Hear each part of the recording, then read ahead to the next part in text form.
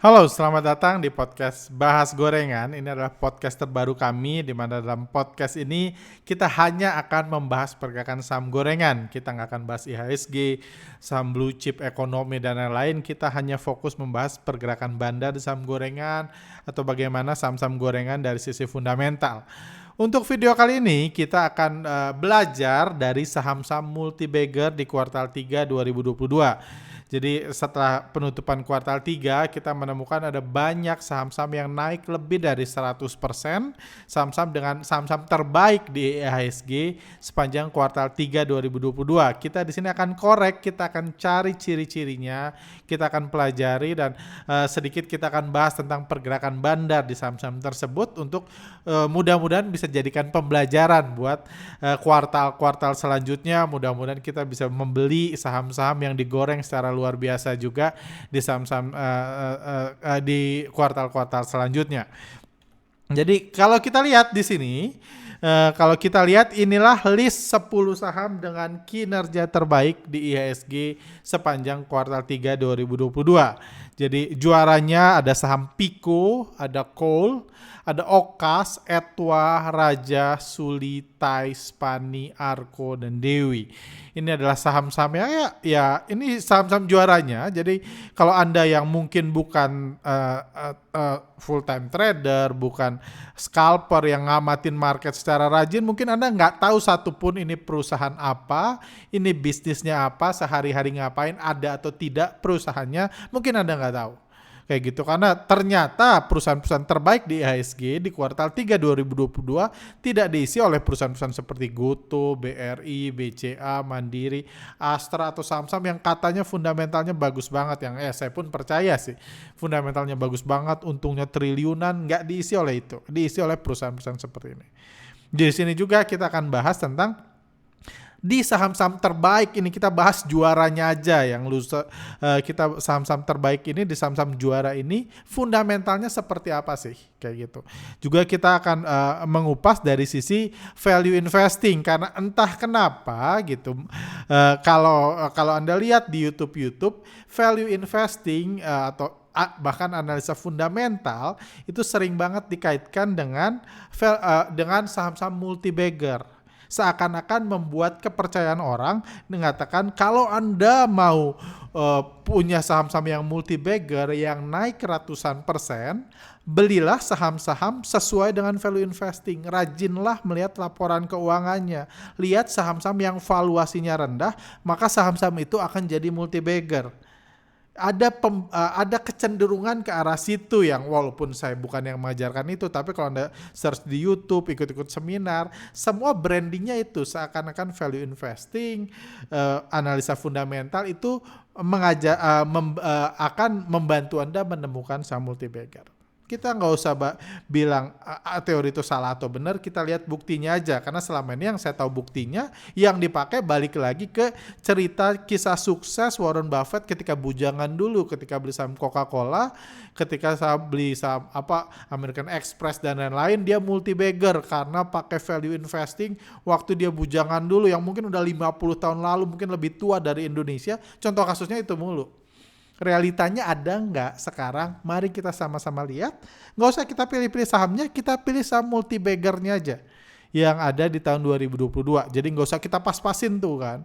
Kan biasa dipas-pasin, lihat tuh fundamental bagus, lihat BCA fundamental bagus, harganya naik.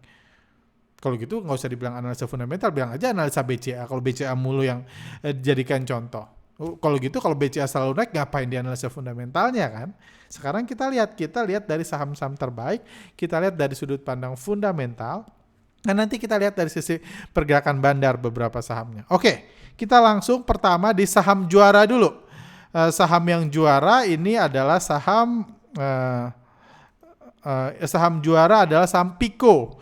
Ini emiten terbaik di IHSG, harga sahamnya naik 373%. Kita lihat ini saham secara fundamental seperti apa sih? Mungkin ada yang nggak kenal. Ini saham apa? Nggak kenal, nggak tahu, nggak muncul di running trade, tapi harga sahamnya ternyata ngalahin semua saham bagus lainnya. Ngalahin semua perusahaan sungguhan lainnya, semua kalah dari saham yang namanya Pico ini. Saya sempat googling, karena jujur saya sendiri nggak tahu ini perusahaan apa. Saya udah lama sih tahu sahamnya digoreng, tapi saya nggak tahu ini perusahaan apa. Ketika di akhir bulan ini saya googling, Pico itu apaan sih gitu. Ternyata dapat, saya googling. Kalau Anda mau googling sendiri silahkan, Pico. Nama perusahaannya itu PT Pelangi Indah Kanindo Tbk.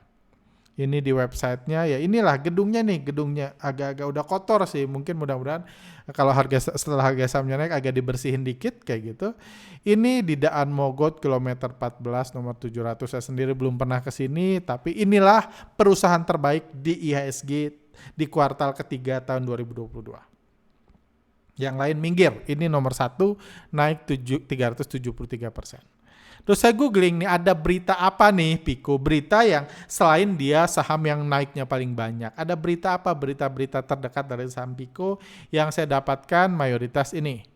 Bahwa ini tahun 2021 Pico ini utang 379 miliar tapi belum dibayar. Jadi Bank KNB gugat PKPU Emiten Pico. Jadi mau dipilotkan karena dia bayar 379 miliar nggak dibayar-bayar.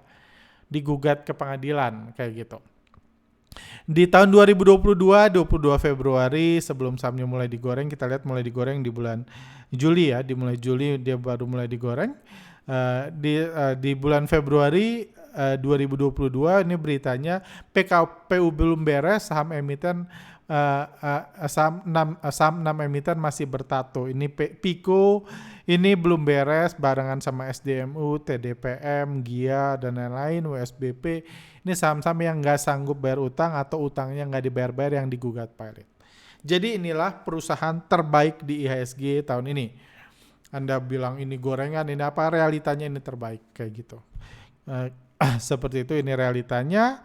Dan menariknya sekarang kalau Anda lihat, puji Tuhan, saham ini sudah gugatannya sudah selesai. Gugatannya sudah nggak dituntut pilot lagi saham Pico ini. Dan ini terlihat dari kalau dari laporan keuangannya, tadinya kan utangnya 379 miliar nggak dibayar. 379 yang nggak dibayar itu kemungkinan short term debt. Hutang jangka pendeknya, hutang jangka panjangnya 99 miliar. Setelah gugatan dan lain-lain akhirnya dipindah tuh. Hutangnya jadi hutang jangka panjang, hutang jangka pendeknya cuma 176 miliar. Jadi perusahaan ini sudah nggak digugat pilot lagi, sudah berdamai, utangnya kemungkinan dipindahkan jadi jangka panjang. Saya nggak mempelajari juga sih kasusnya seperti apa, tapi inilah perusahaan terbaik di IHSG. Kayak gitu. Di kuartal 3 2022. Kayak gitu. Terus kalau kita lihat dari sisi keuangan, nanti kita bahas sisi pergerakan bandarnya. Kita lihat dari sisi keuangan, perusahaan ini, juga ini value investing juga, satu poin yang di highlight adalah syaratnya adalah PER-nya di bawah 10, PBV-nya di bawah 1. Ini dalam video 5 kunci sukses Bapak LKH kita jelaskan, ternyata ini masih cukup relevan walaupun kadang-kadang nggak dua-duanya kalau kita pelajari. Kayak gitu, tapi PER di bawah 10, PBV di bawah 1 ternyata masih cukup relevan. Misalnya ini Pico itu 2018 PER-nya 9, masih di bawah 10, tapi nggak digoreng. 2022 129 kali, jauh di atas 10.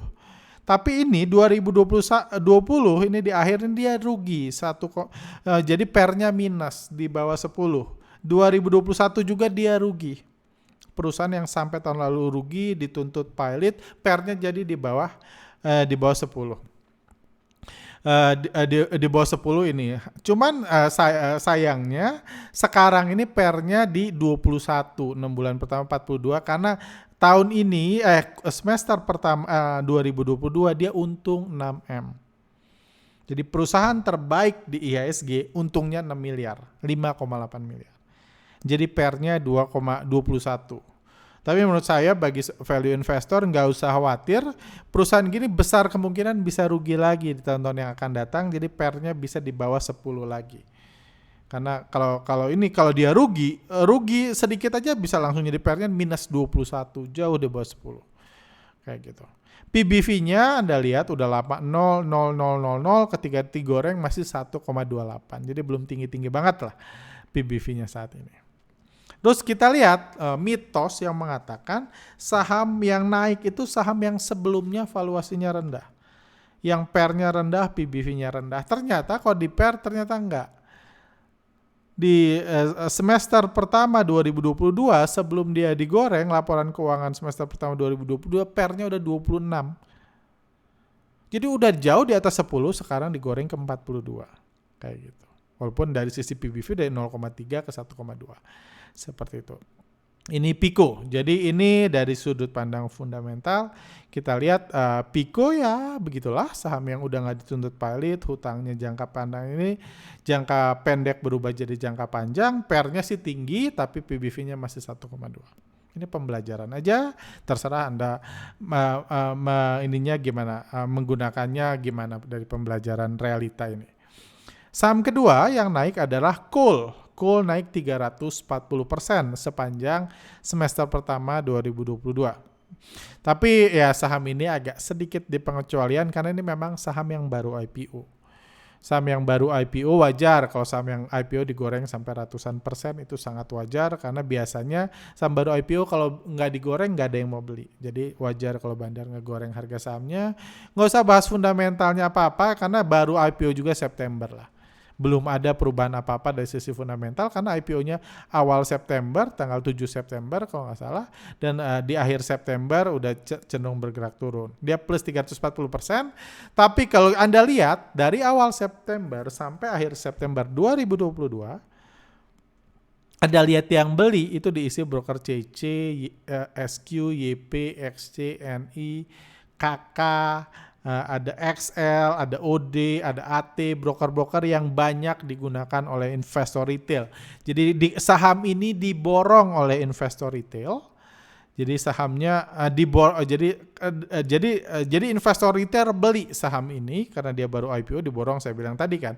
Saham baru IPO kalau nggak digoreng retail nggak mau beli. Ini karena digoreng naik 340% sepanjang kuartal 3 dia retail berbondong-bondong beli dan average retail rata-rata pembelian retail itu di 380, 390 di 500 di 500 490. Jadi rata-rata pembelian retail di 480, 490 kayak gitu.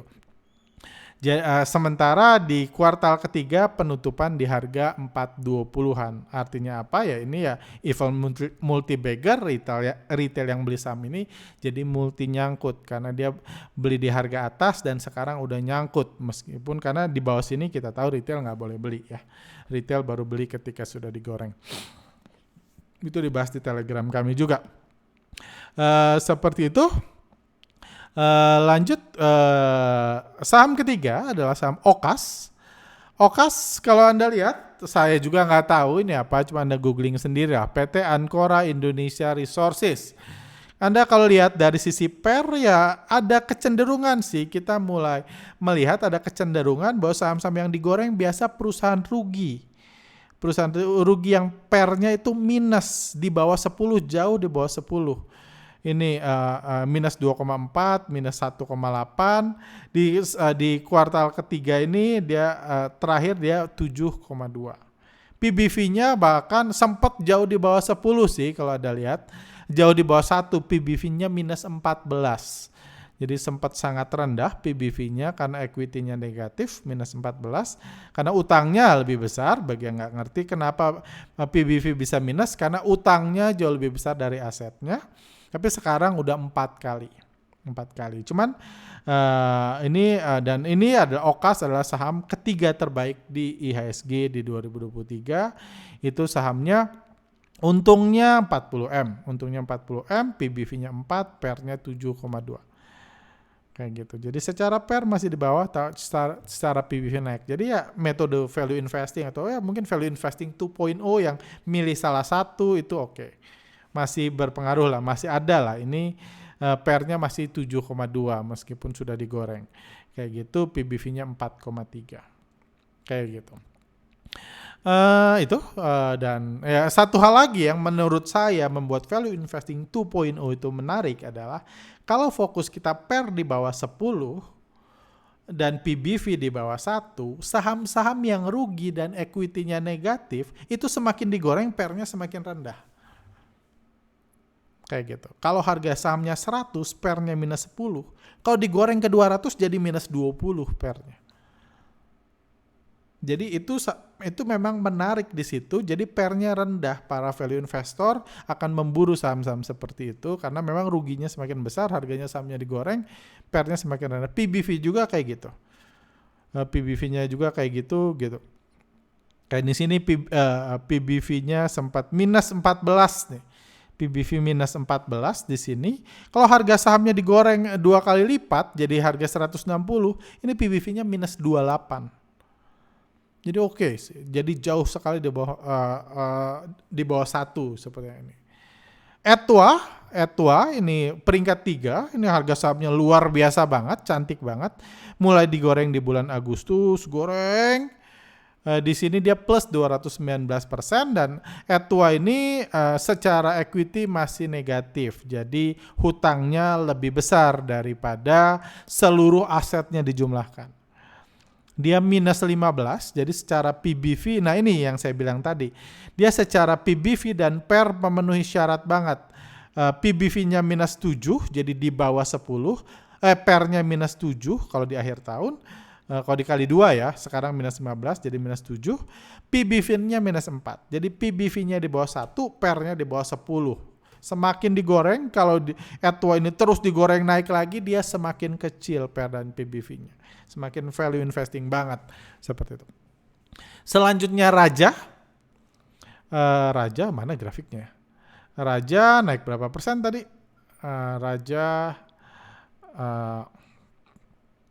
Sebentar. Raja peringkat 5 naik 197%. Oke, Raja.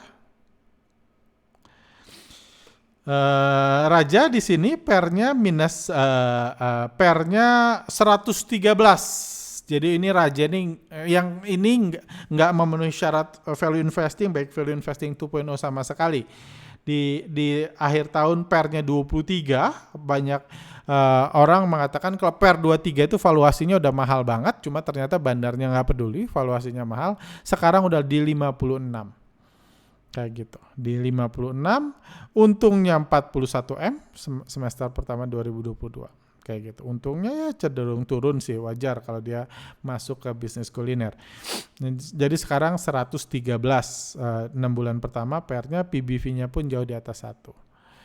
Selanjutnya Suli juga ini menarik, sahamnya digoreng luar biasa sejak bulan Agustus, bulan September naik 181%, Suli juga masuk kategori equity negatif.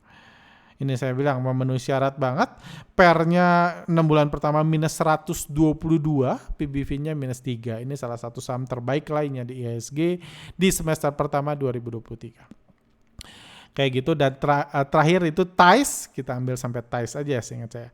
TAIS juga luar biasa, naik 166%, salah satu saham terbaik di IHSG. PER-nya luar biasa, ini PER-nya dari 39, udah valuasi udah mahal, bandarnya nggak peduli, dinaikin jadi 309. Kayak gitu. Ini untungnya cuma 1,8 miliar TAIS ini. Untungnya cuma 1,8 miliar, tapi valuasinya 555 M. Kayak gitu. Oke, itu saham TAIS. Oke, jadi kalau kita rangkumkan dari sudut pandang fundamental, tadi gold kita udah bahas bandarmologinya. Jadi kalau kita rangkumkan, ini 10 besar perusahaan terbaik di IHSG. Juaranya Pico, untungnya 5,8 M. Coal terakhir 82 M, Okas 40 M, Etwa minus 60, Suli minus 5, ini Raja 41, ini 24. Jadi kalau kita total 10 perusahaan terbaik di IHSG, 10 di kuartal 3 2022, untungnya berapa?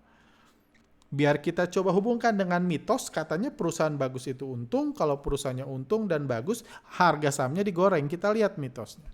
Mitos itu kita buktikan dari 10 perusahaan terbaik. Ternyata total keuntungan 10 perusahaan terbaik di Indonesia di kuartal 3 2022 itu 137 miliar.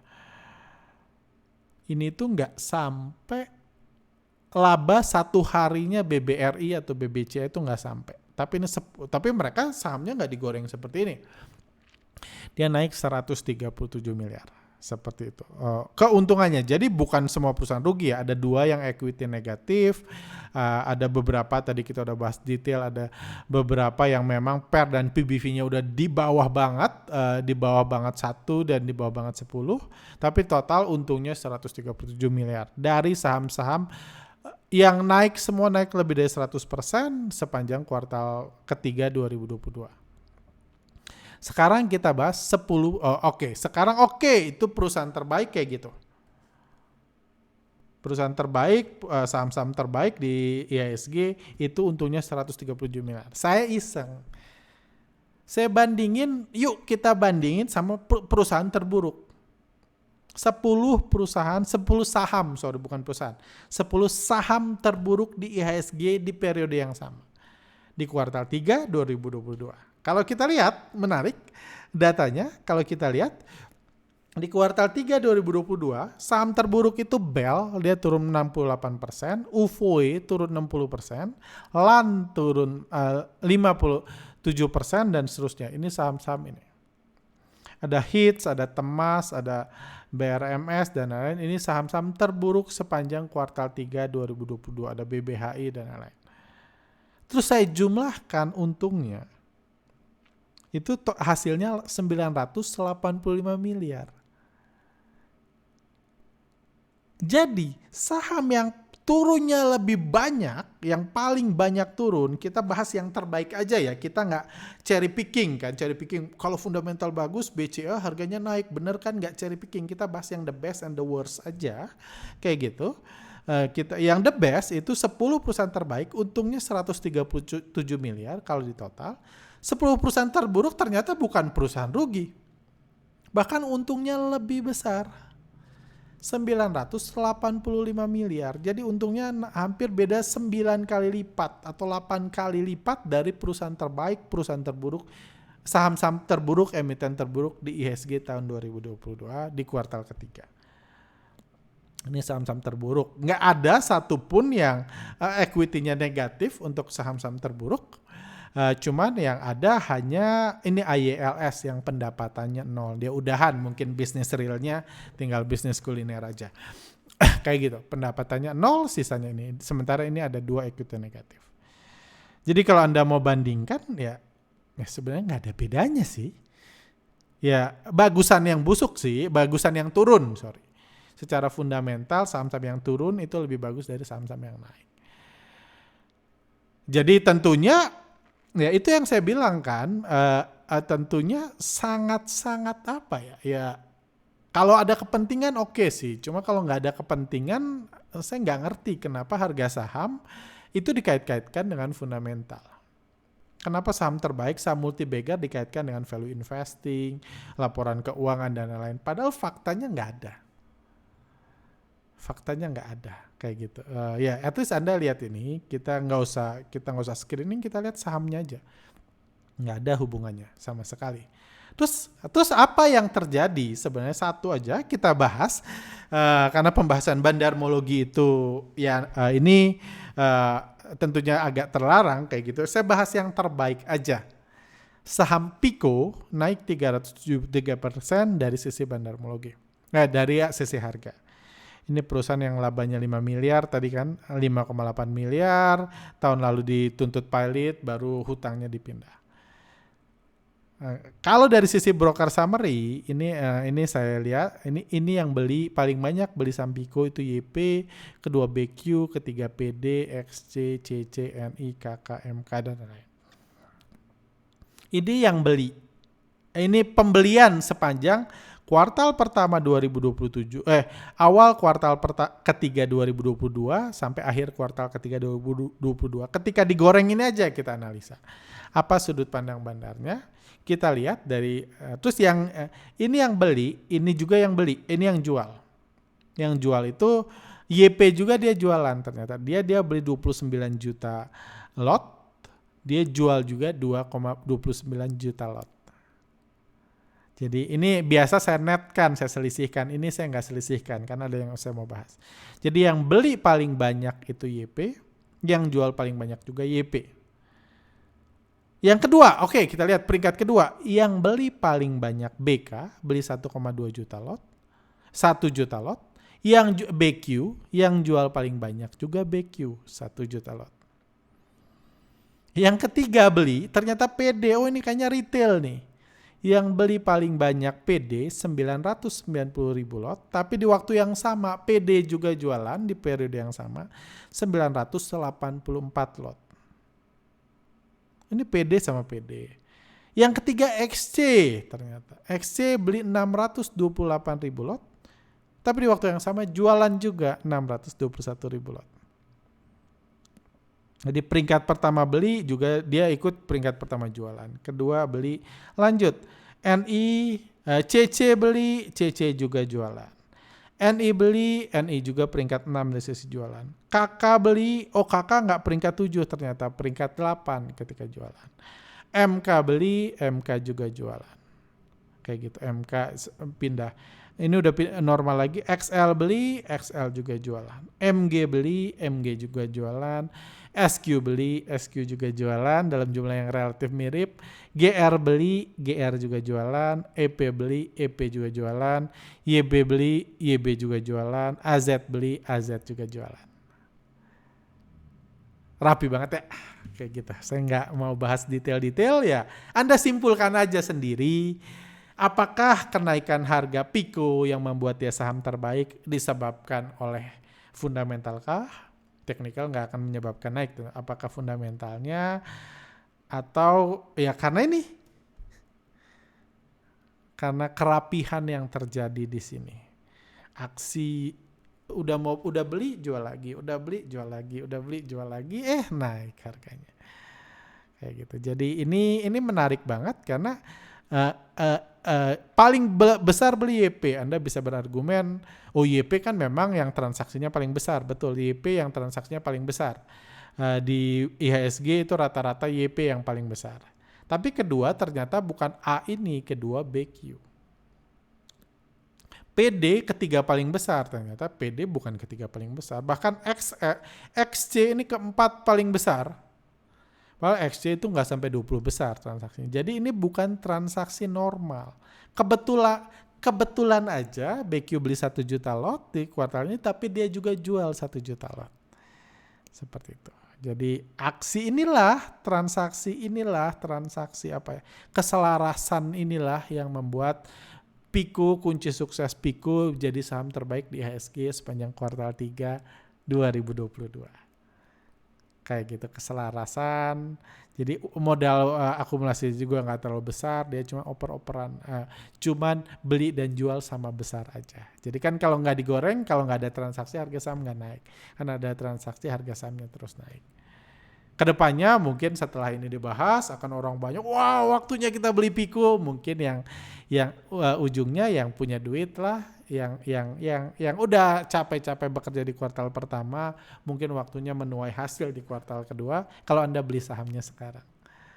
Seperti itu. Oke, itu aja sih.